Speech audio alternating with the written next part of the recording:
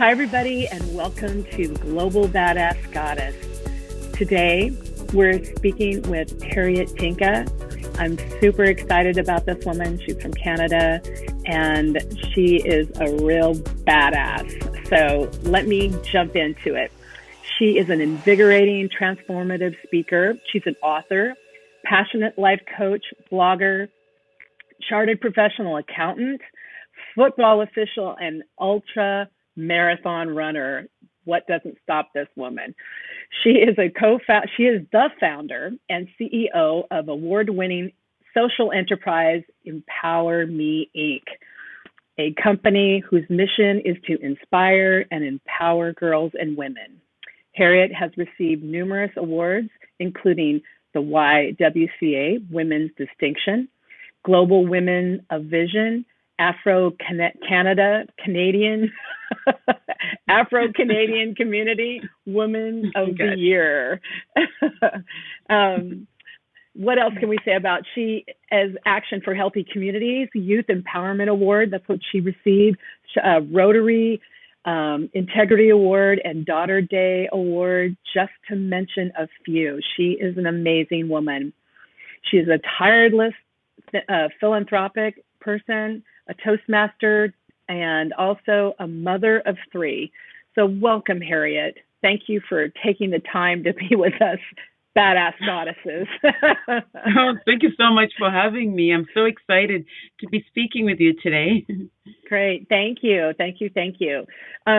So what I'd like to do is I just want to share a little bit more about you, just to kick it off with our ladies out there. I wanted to share that you were a model turned student at the University of Calgary. And in your bio, it said being a model was a soul-crushing pressure to be the ideal female. And I know all of us women deal with that all the time. I think even subconsciously, we're dealing with that, whether it's conscious or subconscious. We're always dealing with, am I good enough? Am I pretty enough? Am I this and that? So I can't wait to hear more about what you had to deal with also.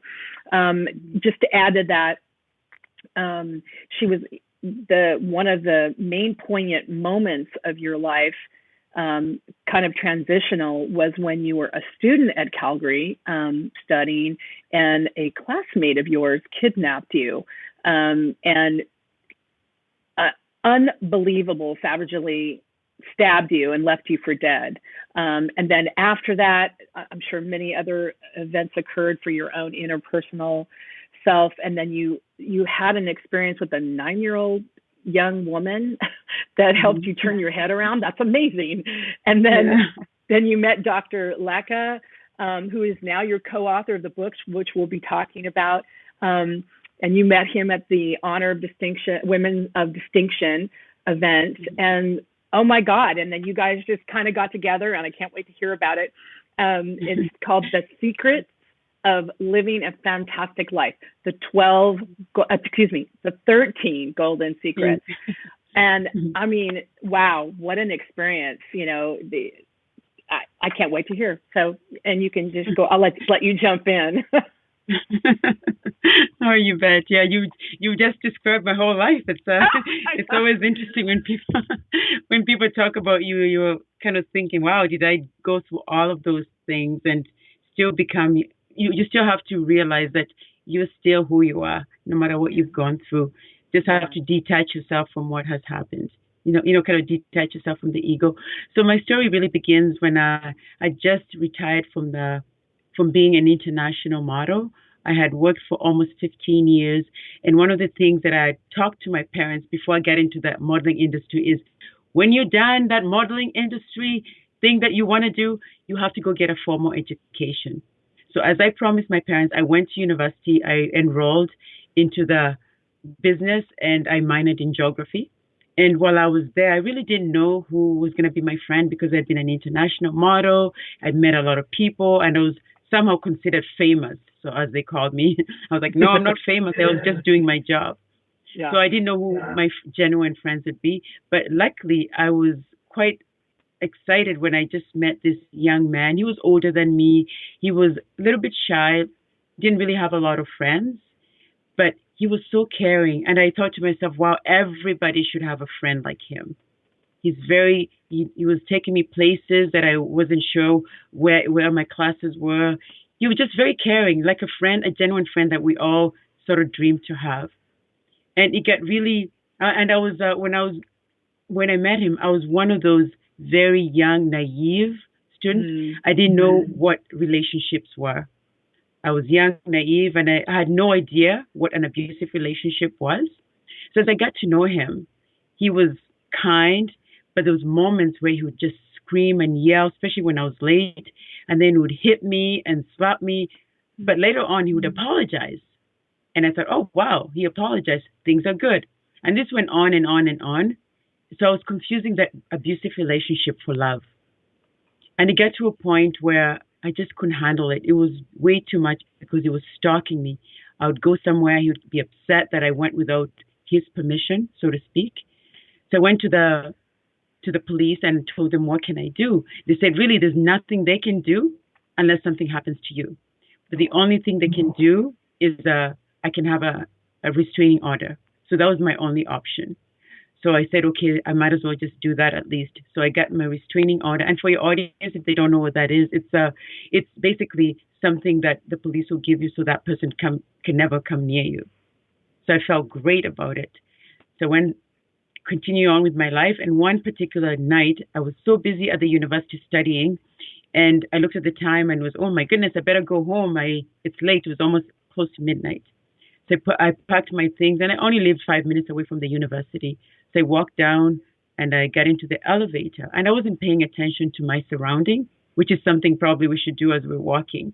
But I wasn't. I was so engulfed in trying to go home and get some rest. So I looked into my handbag as I walked into the elevator, and all of a sudden I felt somebody hold my neck and really squish me. And from the back, he said, how dare you put that restraining against me? You know I'm the only man who will ever love you. I'm not happy with that. So he grabbed me and he started, and I screamed because I was scared at that point. So he took off his shoes and got a socks from his feet and stuffed it in my mouth so that to silence me. So as he put that in my mouth, he grabbed me, got me out of the elevator, and put me into his vehicle, and he started driving. So as we're driving, he's yelling, he's screaming, and then all of a sudden, as we're driving, he saw a telephone booth, and neither one of us had a telephone at the time. And he said, you need to get out of this vehicle and go call your parents and say goodbye to them, because this is going to be the last time that they'll ever hear from you. And I looked at him and I said, no. And he looked at me and he was shocked that I had actually said no to him.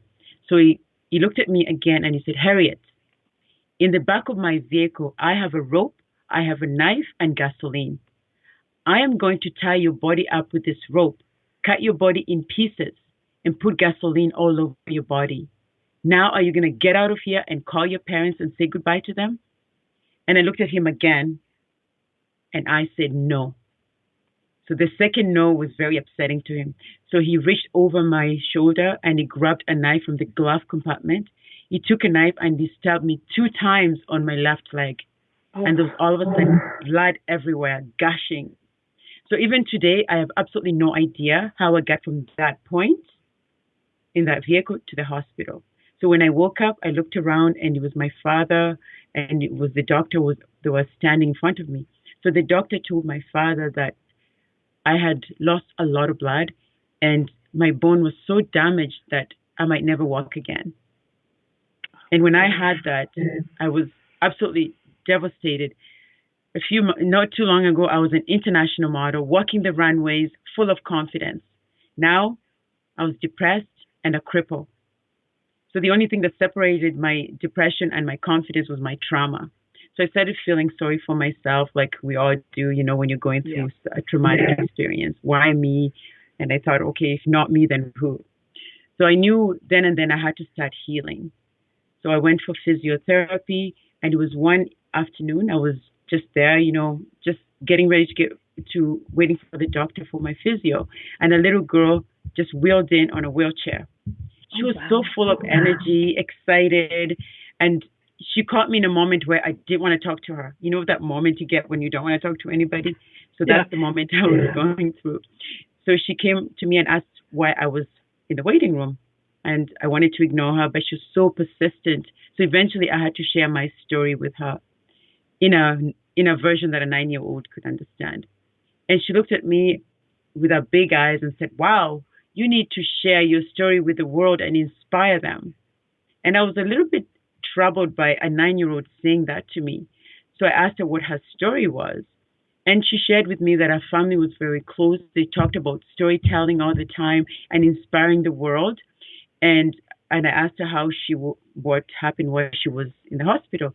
She said there was just a drunk driver who had hit the family. She was on her way to a dance recital, a competition, and it was a head-on collision. Both her parents had been killed, so now she was motherless, fatherless, and homeless. Yet she had so much gratitude to be alive.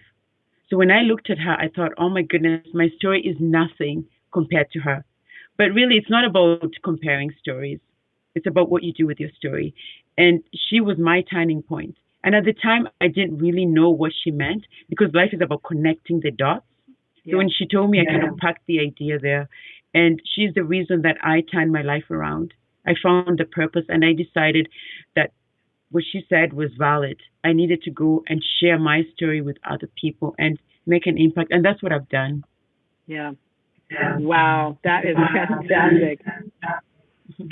Wow. It's unbelievable, actually. I know that you actually met Dr.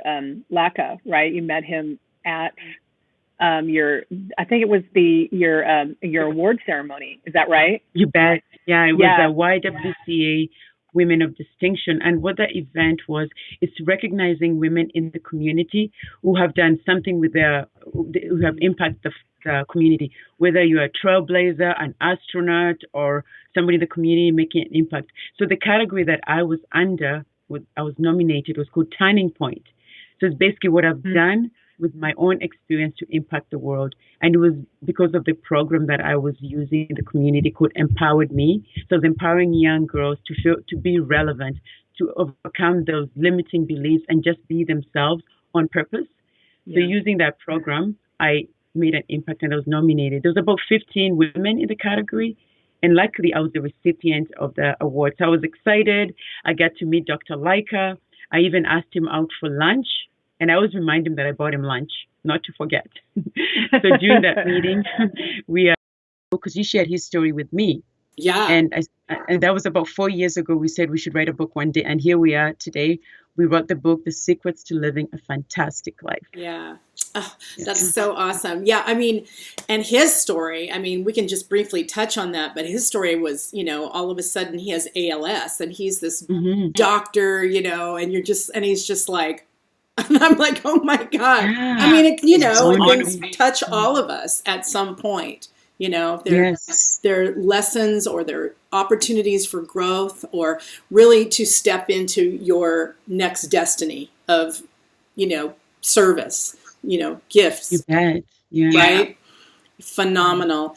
I'd love to, before I ask a few more questions, I'd love to just, can we talk about the 13 golden pearls? I mean, maybe we can just do like a few of them. I think they're just right in alignment with who I am and what the women that I know are up to, and it's super inspiring.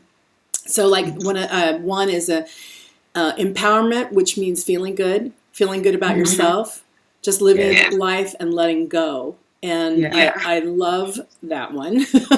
I'm working that every day, letting go. Oh, excellent. Yes. Yeah. So when we started off with Dr. Lycka, we had actually 20 golden pearls, but of course we felt they were too much for people to digest in one sitting. Yeah. So we've divided them. So now we have 13 and a bonus chapter, which is on fear. Now, in order to understand the golden pearls, you kind of have to understand what exactly a golden pearl is. So the reason we chose golden pearl is there's actually, in real life, there is a golden pearl. And they're actually formed through a southeast sea oyster. And the way it happens is in the shell of an oyster, a little luster goes into the shell, it gets really irritated, and then there forms a golden pearl. And they're very, very rare. Only 1 in 10,000 sea oysters will form a golden pearl. Wow. So the suffering that the golden pearl goes through, it becomes so beautiful. So we thought it was so metaphoric and symbolic of what we had gone through, because we went through pain and suffering, and when we came up on top. Yeah. So that's why we came up with those 13 golden pearls. We start off with love, which is one of the most powerful emotion you can have, and we ended up with empowerment, because empowerment is basically emotional intelligence, being self-aware, having that self-control. Yeah. So that's kind of, and then in between there's purpose, there's intention, all of that. So I can share with you any one of them that you like to share. But one of my favorite is always, well, there's forgiveness. Forgiveness is a big one, especially when you've been through trauma.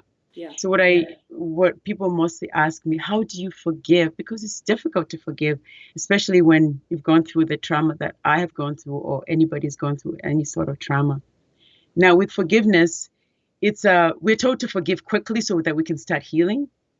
And in some cases, it's easy to forgive. For example, if you're driving and somebody cuts you off, you can easily forgive. Or maybe your husband or your wife forgets to tape your favorite show, or somebody's late for meeting you. You can easily forgive. But if something happens to you that's traumatic, or something happens to your child, that's so difficult to forgive. So what I did with my forgiveness, I used 3 steps. First of all, forgiveness is not a natural emotion. Hate is a natural emotion. We're all born with that emotion. It's how we use it. Now, people will think that hate, they don't want to hate, but really what they don't want to do is get angry, because anger it's not proactive. It's quick, and it's done so quickly, reactively. Hate is more proactive. And if you see the definition of hate, it's a deep, intense dislike of something or someone. So that's the definition if you look it up. And anger is more like, you lash out, you get angry, you throw things. So people who abuse others tend to be more angry than hate. So what I did, I had to use hate as something to forgive. And we use hate to protect what we love. I hate cancer because it's killing my father. Maybe I hate broccoli. I don't like it, whatever it is. So the 3 steps that I use is, number 1, I had to write down the reason I was angry and why. So I hate my stalker because he put a scar on my leg. I hate my stalker because he put me in the hospital. So that's step 1. Say why you hate and why. And then number 2, change the second sentence to love. I hate my stalker. I love my perfect imperfection. I hate my stalker. I love being healthy. And then step number 3, get rid of the hate and just focus on the love. I love my perfect imperfection. I love being healthy. I love my family. I love. So, and then after that, you take that love journal and say it 3 times in the morning and 3 times in the afternoon. I love my perfect imperfection. I love my family. I love being healthy, and so on. You say it 3 times, and all of a sudden you have a love journal. So the hate, you don't even think about the hate. It's a process. You just have to be patient, because when you think of forgiveness, it's not the bite of a snake that really hurts. It's the poison that goes in your body. Yeah. So you need to get rid of that poison and get rid of it so that you can start healing. Yeah. So that's makes so much sense, and I think a lot of times we don't realize that by stuffing that hate, and not dealing with it, not healing it, it's making us sick. It does for sure. Yeah. Even you're holding on to it. Yeah. That's what I say. Sorry, go ahead. No, go ahead. It's fine. No, I was just going to say, because when I work with women, they like to be visual. So what I tell them is, just imagine yourself holding a water bottle, for example, maybe about 2 liters. You're holding it for 1 minute, 2 hours, 3 hours, 5 hours, 10 hours. So the only thing that changes is the pain in your arm. The water bottle is the same. What's in the water bottle is the same. So that's how you forgive. If you let go, then you can start healing. Otherwise, you're holding on to this water bottle and this pain's getting worse and worse and worse. Right. So you need to kind of let it go. So you That's can, deep. That's a perfect visualization. I've never heard it said like that. It's like, oh yeah, that's right. It would be like. Yeah, because you're still holding it. It's the pain's not going away. You're just Right. adding more pain to yourself. Yeah. So in that early process for you, you came up with how we all come up with why me, like why did that happen? So what was your answer to that? I realized I needed to own my story. Like, if it's not me, then who should I give this pain to? Who can I recommend to take this pain? Yeah. So for me to actually come to the realization that this is my pain, it took a lot of gratitude journaling, because you need to journal this and say, okay, why am I feeling this way? I need to stop self-hating, to start loving myself. And the way to do it is really to use a journal, gratitude journal, meditation, being able to really be in touch with nature. It's not an easy process. No. I think I was in that bottom of everything for a long time. Yeah. Then I said, okay, it's doing me no good. I need to get out. Well, and even so, I think it promotes and supports victim. If you can't get past, oh, why me? Like, right? So that's that, and then that could be a block to get you to a healing place. Is that correct? It can be, exactly. And the thing is, when you're saying this, why me? It's because you don't have the self-worth. You don't think that your life is meaningful anymore. So what I do, especially with women, and I need to show them that they have self-worth, I'll bring in a $20 bill. And I'll ask everybody, who wants this $20 bill? Of course, everybody puts up their hand. So I take the $20 bill and I'll crumple it and I'll put water on it and I'll step on it. And then I'll ask them, who wants this $20 bill? Everybody still wants it. And I ask them, why do you all want the $20 bill? They say, because it did not lose its worth. So same thing with us. Somebody's going to step on you. They're going to dump water on you. They're going to make you feel disempowered. But at the end of the day, you do not lose your self-worth. You're still worth who you are. So I'd like to give them visual to see, okay, you did not lose your worthiness. You're going to go through this pain and suffering, but you're going to come up on top. Just go through the waves. Own it. Yeah. Beautiful. Yeah. Beautiful. So if, couple more questions here. So my next question is, what is, in your opinion, what is your superpower? I think my superpower is really serving others, because I know if you focus on serving others and listening and feeling their pain, I think I'm so powerful. I love to listen to people. I love it when my students come into my program and they're disempowered. They feel they're lost.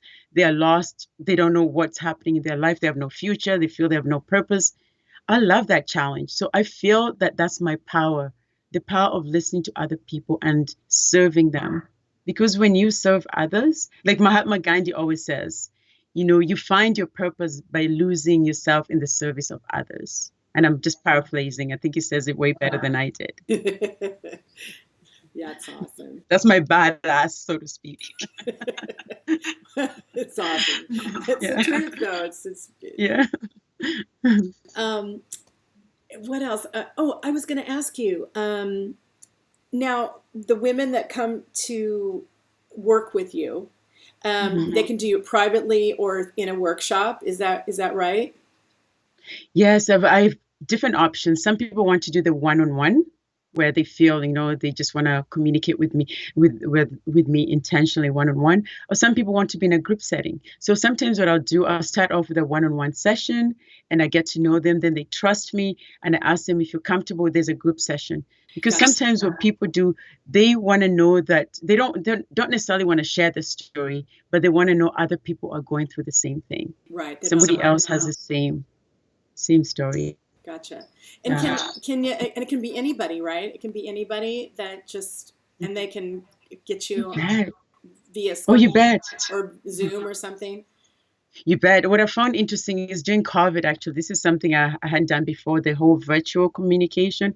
So what I found before COVID, people always had to come to me. So there was a lot of traveling involved. Yeah. But now with COVID, I've learned that we can do a lot of virtual one-on-one. And I've actually been able to touch a lot of our North American market that I wasn't able to do before. And even I have somebody from Australia, somebody I would not have been able to touch. So it's really, really, it's basically this COVID has some pros and cons. And for me, I'm using everything that I can to empower as many people as I can. And being in a business perspective, people think, okay, I want to make $1 million. But for me, the way I look at it, I want to empower 1 million people. Love it. Because to me, that's a better perspective. Absolutely. 100%. Yeah. Yeah. So if you could meet anybody, who would it be? Anybody in the world? Oh my goodness, I really loved Wayne Dyer. And I was hoping when he came to Canada at one point, but I don't know, I must have had commitment at that point in time.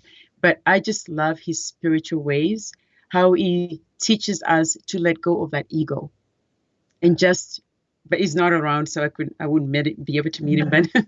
But I feel like I've met him because I know everything about him. So what I recommend to people all over the world is find something that you're passionate about and only spend 1 hour a day on it. So at the end of the year is 365 hours you have. And in 5 years, you can become an expert in that one particular thing that you love. So for me, I've studied Wayne Dyer so much that I think I've become him. Sometimes I find myself, I use some of his metaphoric ideas. I'm like, oh my goodness, I sound like him because he's my mentor. Yeah. Yeah. He totally passed the baton to you. Yeah, that's right. Exactly. Yeah. That's awesome. That's so awesome. So if you were speaking to your younger self, what advice would you give yourself? What would you tell her? I would actually tell myself to be very kind to myself and not bully myself. I would tell myself there's ways to get through the self-bullying because I know that's the worst thing that us women, even men actually, we're the worst bullies of our lives. We look in the mirror and we don't see what is there. Our reflection is not the same as it should be. So we look at yourself and you judge. And then you let the world validate you. For example, you're wearing this beautiful dress and you ask somebody else, what do you think? What do you think? How do I look fat in this dress? So you're asking for their validation so that you can determine how you're going to feel. You just have to accept yourself for who you are with your perfect imperfection and just be enough. Yeah. Be relevant and don't be afraid to take up space in the world. That's bingo. That's really good. Ooh. I'm going to sit with that for a second. That's so insightful. Don't be afraid to take up space in the world. I'm going to repeat that. Don't be afraid to take up space in the world. I think that's so key for women. It is. Wow. Yeah. We try to hide, but we're relevant. We really are. Yeah. I know that you were sharing that Wayne was your mentor, but do you have a female figure in your life that's an inspiration or a mentor?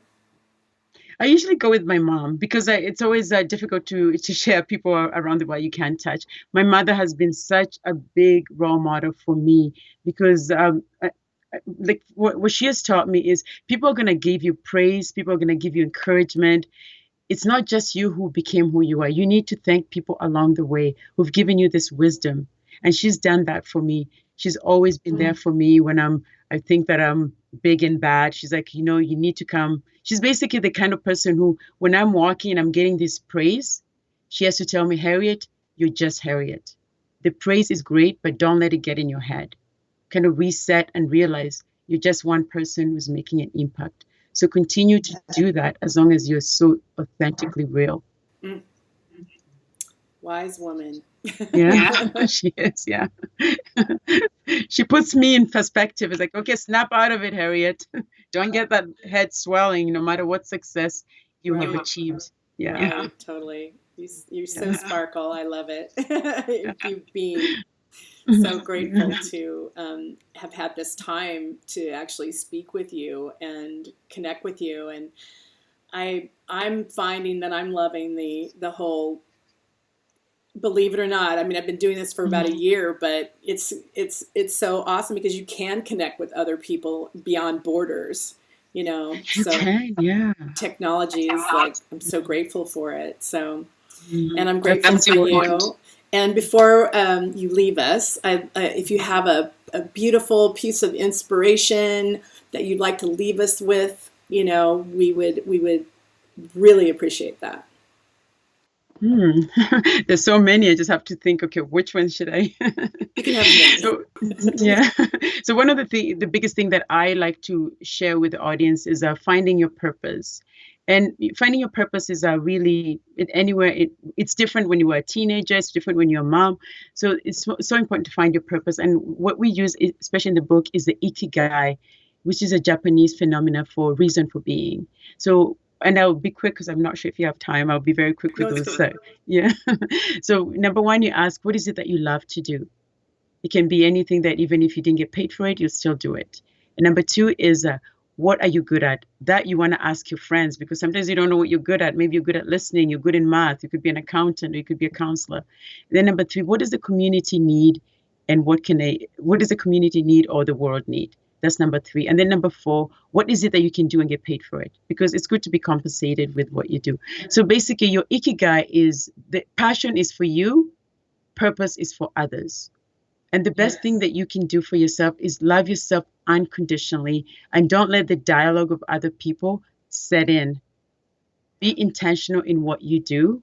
Don't worry about the other conversation, and just be you on purpose. That's all I can say. Be you on purpose. Love that. Love that. That's perfect.